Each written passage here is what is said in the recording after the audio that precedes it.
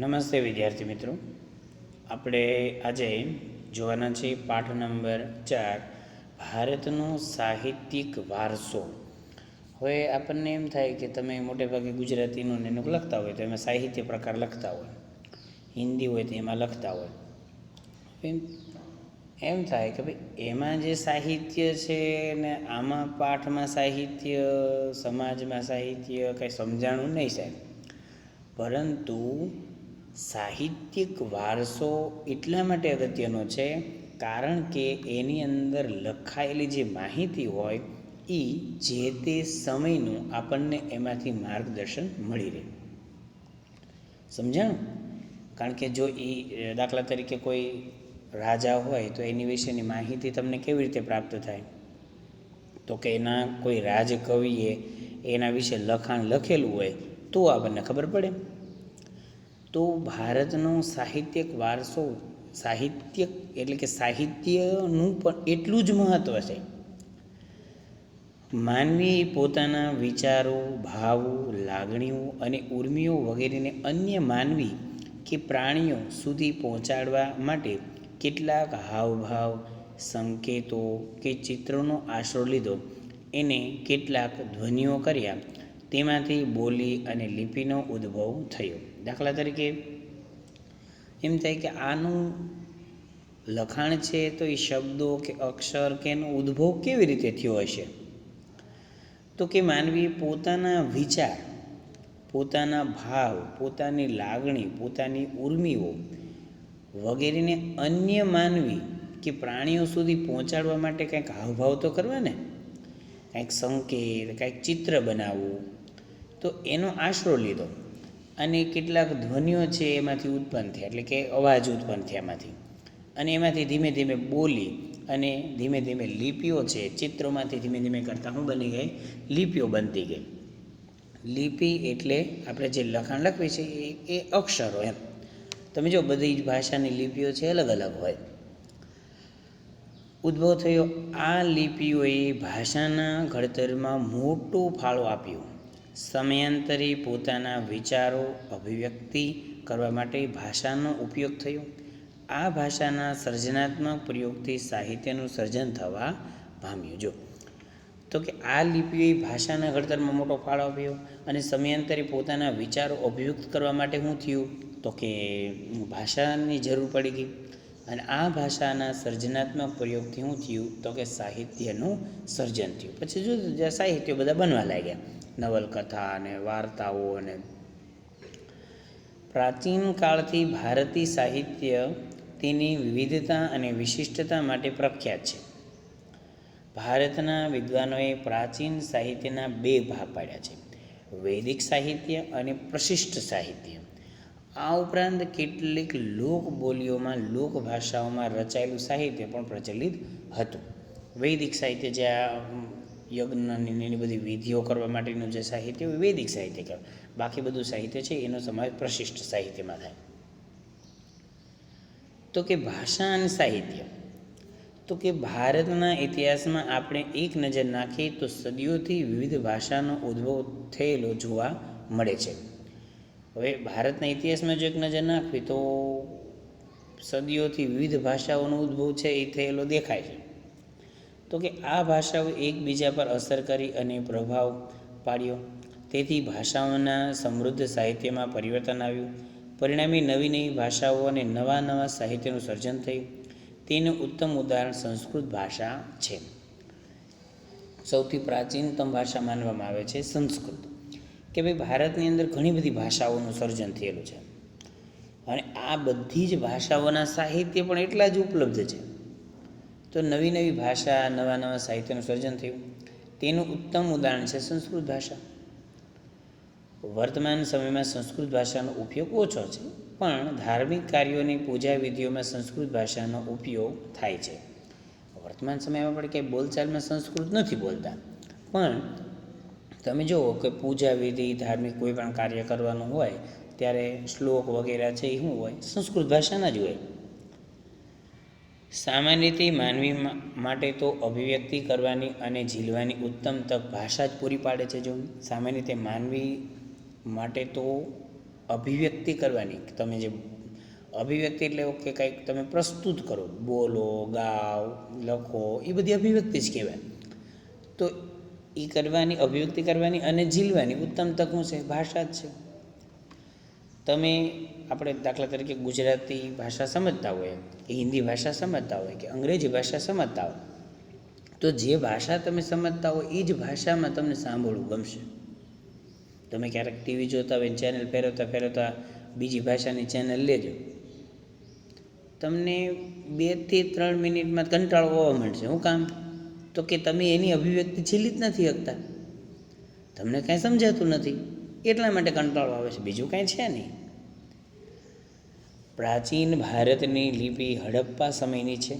આ લિપિ આજે પણ ઉકેલી શકાય નથી. આ તમારે ખાસ યાદ રાખવાનું છે કે પ્રાચીન ભારતની લિપિ છે એ કઈ ગણવામાં આવે છે? હડપ્પીય.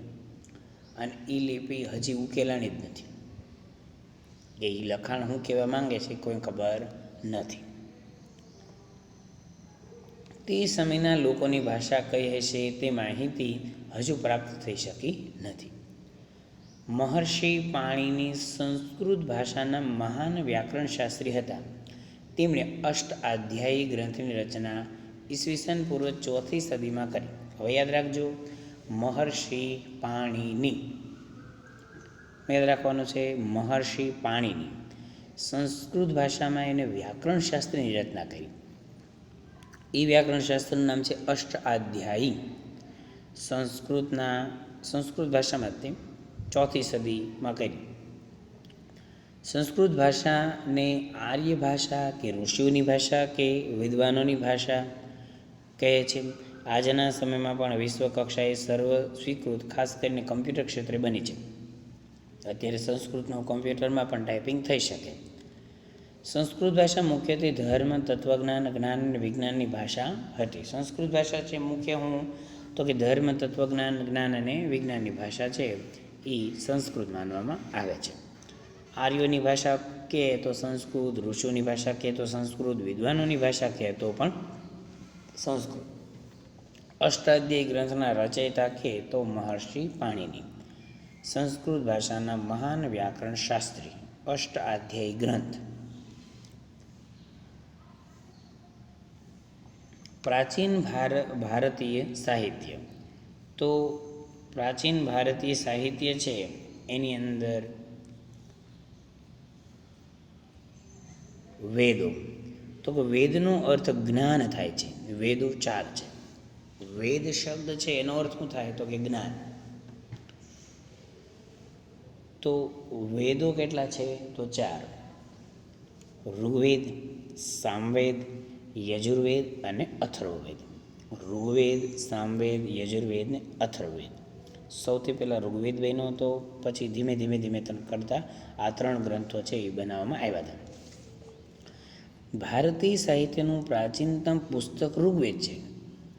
કીધું ને મેં કે પ્રાચીનતમ પુસ્તક કયું? ઋગ્વેદ. ઋગ્વેદ 2 માર્કમાં પ્રશ્ન પૂછે છે. એમાં કુલ 1028. 1028 યાદ રાખો તો પણ હાલે, 1028 યાદ રાખો તો હાલે. ઊંધેથી તમારે કદાચ યાદ રાખવું હોય તો કેમ યાદ રાખવાનું કે ભાઈ 8 ને 2 આમ કરવાનું. જો 8 ને 2 10 એટલે યાદ રહી જાય. તો તમે યાદ રાખી શકો કે ભાઈ 8 ને 2 10. ઋગ્વેદમાં ઋચાઓ કેટલી? તો કે 8 ને 2 10. સમજ્યા? 10 28. 8 ને 2 10 પાછું ઊંધું નહીં કરી નાખવાનું. ઋગ્વેદ 10 ભાગમાં વહેંચાયેલ અદ્ભુત ગ્રંથ છે. આ ઋચાઓમાંથી મોટા ભાગની દેવોની લગતી સ્તુતિઓ છે. ઋચાઓ એટલે શ્લોક એવું સમજો. આ સ્તુતિઓ યજ્ઞ પ્રસંગે કરવામાં આવતી. હા, આ ઋચાઓમાં છે શું કે ઋગ્વેદના કેટલા ભાગ? તો કે 10 ભાગ. પછી આ ઋચાઓમાં મોટા ભાગમાં દેવોને લગતી સ્તુતિઓ છે. આ સ્તુતિઓ યજ્ઞ પ્રસંગે કરવામાં આવતી. તેમાંથી ઉષા એટલે સવાર સંબોધન કરતી કેટલીક સ્તુતિઓ ખૂબ જ મનમોહક છે. આ ગ્રંથ સપ્ત સિંધુ પ્રદેશમાં વસેલા આર્યોની રાજકીય, સામાજિક, ધાર્મિક તેમજ આર્થિક બાબતોનું વર્ણન કરે છે. યાદ રાખજો, સપ્ત સિંધુ પ્રદેશમાં વસેલા આર્યોની રાજકીય, સામાજિક, ધાર્મિક તેમજ આર્થિક બાબતોનું વર્ણન કરે છે. ઋગ્વેદ પછી બીજા 3 વેદોની રચના કરવામાં આવી, જેમાં સામવેદ ઋગ્વેદની ઋચાઓનું ગાયન કરવા માટે રચવામાં આવ્યો. સંગીત માટેનો ગ્રંથ કહેવાય છે સામવેદ. તો કે ઋગ્વેદ વિનો એ પછી બીજા 3 ગ્રંથોને બનાવવામાં આવ્યા. એમાં જે ઋગ્વેદના જે ઋચાઓ છે, શ્લોક છે, એ સ્તુતિઓ છે, એ ગાવી કઈ રીતે, તો એનું વર્ણન પાછું સામવેદમાં કરવામાં માટે રચવામાં આવે છે. આ શ્લોકો રાગ અને લય સાથે ગવાય છે, માટે તેને સંગીતની ગંગોત્રી કહે છે. પ્રશ્ન કેટલી બધી વખત પૂછાઈ ગયો છે કે સંગીતની ગંગોત્રી, તો કે સામવેદ. સામવેદ પછી યજુર્વેદ, તો કે યજ્ઞનો વેદ કહેવાય છે. યજ્ઞ માટે વધારે એમાં હોય છે, એટલે યજ્ઞનો વેદ કહેવાય. જો બધાની અંદર કંઈક વિશેષતા છે. આ વેદ ગદ્ય અને પદ્ય સ્વરૂપે રચાય છે. યજ્ઞ વખતે બોલવામાં આવતા મંત્રો, ક્રિયાઓ અને વિધિઓનું વર્ણન તેમાં કરવામાં આવ્યું છે. અથર્વવેદમાં અનેક પ્રકારના કર્મકાંડો અને સંસ્કારોનું વર્ણન કરવામાં આવ્યું છે. આપણે જે 16 સંસ્કાર કહેવી, એમાંના સંસ્કારોનું બધું વર્ણન એમાં કરવામાં આવ્યું છે. બરાબર. 16 સંસ્કારની અંદર બાળક જન્મે ને આપણે 6ઠ્ઠા દિવસે એનું નામકરણ ને એવું કરે કે નહીં, છઠ્ઠી હોય, તો એ જે થાય એ પહેલો સંસ્કાર ગણવામાં આવે. અને છેલ્લે છે એ અંતિમ સંસ્કાર, માણસના મૃત્યુ પછી જે અગ્નિ દેવામાં આવે તો એ અંતિમ સંસ્કાર કહેવાય. સમજાણ? 16 સંસ્કાર આવે. તો વેદની માહિતી છે એ આપણે અહીંયા લીધી. ઉપનિષદની માહિતી પણ આપણે સાથે સાથે લઈ લેવી છે. સાહિત્યમાં બ્રહ્માંડનો આરંભ, જીવન, મૃત્યુ, ભૌતિક અને આધ્યાત્મિક જગત, જ્ઞાન અને પ્રકૃતિ અને બીજા અનેક દાર્શનિક પ્રશ્નોનું વિવેચન કરવામાં આવ્યું છે.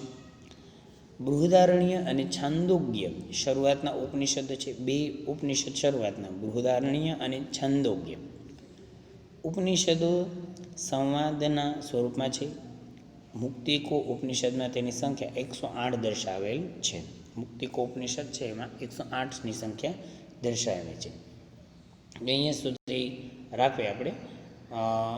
અને હવે પછીનું આપણે